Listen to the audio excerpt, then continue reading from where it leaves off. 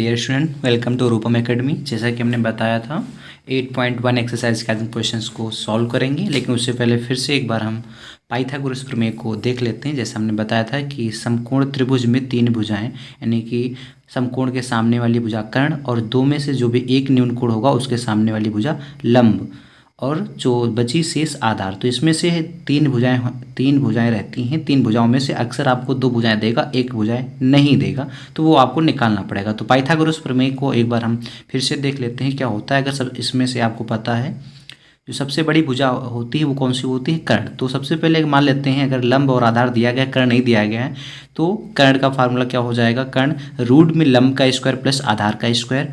अगर आपका यहाँ पर आधार भी दिया गया है और कर्ण भी दिया है, लंब नहीं दिया है, तो लंब कैसे निकालेंगे, तो लंब रूट में कर्ण का स्क्वायर माइनस आधार का स्क्वायर। याद रखेंगे जब कर्ण निकालना होता है तो प्लस लगता है, तो इसमें आप लंब को या आधार दोनों में से किसी को आगे पीछे कर सकते हैं, प्लस से कोई फर्क नहीं पड़ता है। लेकिन यहाँ पर याद रखेंगे पहले कर्ण ही रहेगा, क्योंकि बड़ी भुजा होती है, माइनस है, इस वजह से आगे पीछे नहीं कर सकते। बाई चांस अगर आपको कर्ण दिया गया है, लंब दिया है, आधार नहीं दिया गया है, तो आधार कैसे निकालेंगे, आपको बेस कैसे निकालेंगे, तो यहाँ पर आधार रूट में कर्ण का स्क्वायर हो जाए, रूट में कर्ण का स्क्वायर माइनस लंब का स्क्वायर। अब एक्सरसाइज जो पहले वीडियो में क्वेश्चन जो फर्स्ट था उसको हमने एग्जाम्पल के रूप में बता भी दिया था, इसलिए क्वेश्चन नंबर 2 से बताना हम शुरू करेंगे। आगे आपको बताएंगे क्वेश्चन नंबर 2 से। एक्सरसाइज 8.1 में क्वेश्चन नंबर 1 हमने बता दिया था। क्वेश्चन 2 क्या कह रहा है, आकृति 8.13 ये आकृति दी गई है। कह रहा है कि tan p और माइनस कॉट r का मान ज्ञात कीजिए, जिसमें से इन्होंने बताया है कि जो हमारा समकोण राइट एंगल जो दिया है वो क्यों है, और पी आर, जिसमें से पी और क्यों 12 सेंटीमीटर दिया है और पी आर 13 सेंटीमीटर। यहाँ पर आप ध्यान दीजिए कि आपको पता है कि समकोण के सामने वाली भुजा कौन सी होती है, कर्ण होती है, यानी कर्ण दे रखा है। और ये दूसरा अब यहाँ पर 2 तो दी गई हैं, लेकिन तीसरी यहाँ पर इन्होंने नहीं दिया है। तो ध्यान देंगे यहाँ पर तीसरी जो भुजा है कैसे निकालेंगे, यहाँ पर जो तीसरी भुजा होगी वो हम निकाल लेते हैं लंब से। ठीक है, ये इसको हम मान के चलते हैं कि ये आपका कर्ण दिया गया है और लंब दिया गया है, आधार निकालना है। अब यहाँ पर ध्यान देंगे आप, अब यहाँ पर 2 भुजाएं दी गई हैं और तीसरी भुजा, सबसे पहला काम होगा कि तीसरी भुजा को निकालें। हो सकता है कि कई बच्चों के मन में डाउट चल रहा हो तो ये कि समकोण के सामने वाली भुजा कर्ण है, ये तो हम समझ चुके हैं कि ये कर्ण दिया गया है, लेकिन ये बात हम कैसे जानें कि इसमें से ये लंब है कि ये आधार है, कि लंब निकाले कि आधार निकालें, किसका फार्मूला लगाएं यहाँ पर। तो आप ध्यान दीजिए, लंब और आधार से आप कन्फ्यूज मत हो कि क्या निकालें, लंब निकालें आधार निकालें। तो लंब और आधार में दोनों में फार्मूले सेम होते हैं। अब ध्यान दीजिए इस बात को, लंब और आधार में वो हमेशा वैल्यू सेम होएगी। ये देखिए लंब का जब निकालेंगे तो कर्ण पहले ही कंडीशन में, कर्ण आपका फिक्स है ना, कर्ण का स्क्वायर किया जा रहा है, यहाँ पर भी कर्ण का स्क्वायर किया जा रहा है। तो ध्यान दीजिए लंब और आधार जब निकाले जाते हैं दोनों कंडीशन में कर्ण पहले होता है, कर्ण का स्क्वायर होता है, और अगर वो लंब होगा तो आधार माइनस कर देंगे, अगर आधार होगा तो लंब माइनस कर दें, यहाँ पर लंब को माइनस कर देंगे। अब ध्यान दीजिए इसको आगे हम सॉल्व करेंगे। सबसे पहले हम तीसरी भुजा, आप सीधा ध्यान याद रखिएगा कि यहाँ पर क्यों आर नहीं दिया गया है, क्यों आर नहीं दिया गया, तो आप सीधा क्यों आर को निकालेंगे। तो क्यों आर को कैसे निकालेंगे, ध्यान दीजिए, क्यों आर अगर हमें निकालना है, आप नाम भी दे सकते हैं, लंबा आधार कुछ भी दे सकते हैं, उससे आप कंफ्यूज मत होइए कि हमने क्यों आर ले लिया है। तो अब आगे आपको पता है कर्ण तो दे रखा है, तो सबसे पहले कर्ण का यहाँ पर जो भी आपका है पी आर दिया गया है, तो आप क्या करेंगे, पी आर का क्या करेंगे, स्क्वायर कर लेंगे, माइनस जो दूसरी भुजा है क्या यहाँ पर दिया है पी क्यू, इसका भी स्क्वायर कर लेंगे। तो पी आर कितना है 13 दिया गया है, और 13 का स्क्वायर कर लेंगे हम। यहाँ पर कितना 12 दिया गया है, पी क्यू कितना है 12 का स्क्वायर कर लेंगे।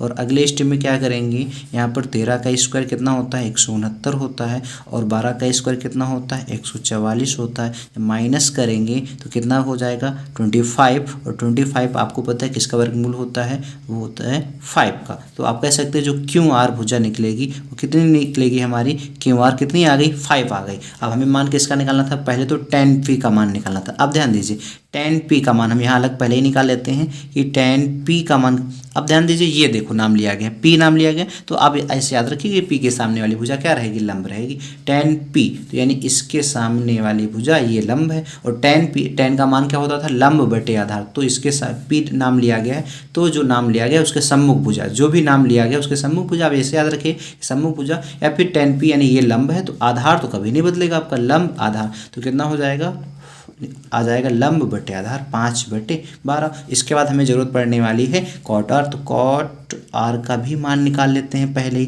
तो यहाँ पर आर इस पर, तो यहाँ पर ध्यान देंगे इनको क्या है आर, तो आर के सामने वाली भुजा क्या रहेगी लंब, आर के सामने वाली भुजा लंब। तो यहाँ पर लंब ये हो गया और आधार कौन सा आधार ये हो जाएगा। तो आपको पता है उसका यहाँ पर लंब बटे आधार, लेकिन कॉट का मान होता क्या है, टेन का उल्टा होता था, टेन का मान होता है लंब बटे आधार, तो कॉट का क्या होता है आधार बटे लंब, कॉट का क्या होगा आधार बटे लंब। तो यहाँ पर आर, तो आर के सामने वाली ये लंब है और आधार इसका मतलब ये है, तो आधार बटे लंब, तो कितना हो जाएगा आधार बटे लंब। ये हमने मान अलग निकाल लिया है। अब वहाँ पर वैल्यू पुटअप कर लीजिए, पहले tan p minus cot R का मान, तो tan p का मान आपने कितना निकाला है 5/12 माइनस कॉट आर आना चाहिए, कॉट आर का भी मान कितना निकाला है आपने 5/12। इसको अब आगे हल करेंगे, आपको पता है पॉजिटिव निगेटिव है दोनों वैल्यू कट जाएंगे, तो इसका मान कितना हो जाएगा 0 आ जाएगा, इसका मान यही आपका आंसर है। अब नेक्स्ट अगले क्वेश्चन को ध्यान देंगे। तीसरा क्वेश्चन क्या है हमारा, यदि साइन ए बराबर 3/4 हो तो कॉस ए और टेन ए का मान परिकलित कीजिए। ठीक है, तो इसको अब आगे हम हल करेंगे। तो क्या दिया गया साइन ए बराबर 3/4, आपको पता है साइन का जो मान होता था लंब बटे कर्ण। तो सबसे पहले काम करना है, हम त्रिभुज बनाएंगे, एक समकोण त्रिभुज हमने बना लिया जिसमें से हमने नाम भी दे देते हैं ABC।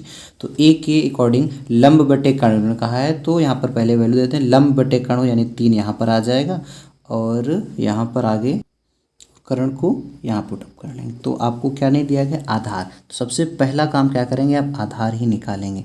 तो आधार कैसे निकालेंगे आपको पता है, सबसे पहले क्या करेंगे आप करते हैं कर्ण का स्क्वायर, तो कर्ण का स्क्वायर करेंगे 4 दिया गया है वहाँ 16 हो जाएगा, माइनस लंब का स्क्वायर 3 का कितना हो जाएगा 9, आगे जब माइनस करेंगे 16 से 9 कितना बचेगा 7, और आपको पता है 7 किसी का वर्गमूल भी नहीं होता है, इसलिए यहाँ पर 7 ही लिख लेंगे, यानी आधार की जो वैल्यू कितनी आ गई यहाँ पर √7, यहाँ पर वैल्यू पुटअप कर लेंगे √7 हो गया।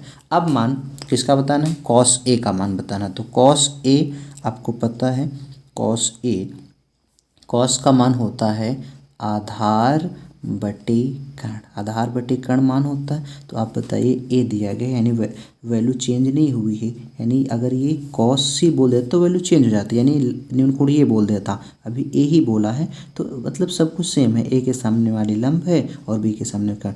तो आपको पता है कॉस ए का जो मान होगा आधार बटे कर्ण, आधार है √7, यहाँ पर √7 पुटअप कर लेंगे, कर्ण कितना है 4, तो ये हो जाएगा कॉस ए का मान। और इसके बाद टेन ए का मान, टेन ए आपको पता है टेन का जो मान होता है वो होता है लंब बटे आधार, लंब बटे आधार होता है। आप डायरेक्ट भी कर सकते हैं, हम केवल आपको समझाने के लिए ये कर रहे हैं, लंब बटे आधार। तो लंब आप बताइए यहाँ पर लंब कितना दिया गया है 3 दिया गया है और आधार कितना है आधार 7 है, तो कितना हो जाएगा 3/√7, ये हो गया कॉस ए का मान √7/4, टेन ए का मान कितना हो गया 3/√7। आशा करते हैं आपको समझ में आ रहा होगा। अब अगला क्वेश्चन 4 में क्या है, यदि 15 कॉट ए बराबर 8, यहाँ कितना है 15 कॉट ए बराबर 8 हो तो साइन ए और सेक ए का मान ज्ञात कीजिए। तो इसको सॉल्व करेंगे, अब ध्यान दीजिए क्या दिया गया है 15 कॉट ए बराबर 8, तो यहाँ पर ध्यान दीजिए थोड़ा सा, आपको क्यों कुछ नहीं करना है, 15 को अगर हम यहाँ पर पक्षांतर कर लें तो आपका कॉट ए बराबर क्या हो जाएगा, 15 पक्षांतर करेंगे तो नीचे आ जाएगा, तो 8/15 ये हो जाएगा, यानी कॉट ए बराबर 8/15 दिया गया।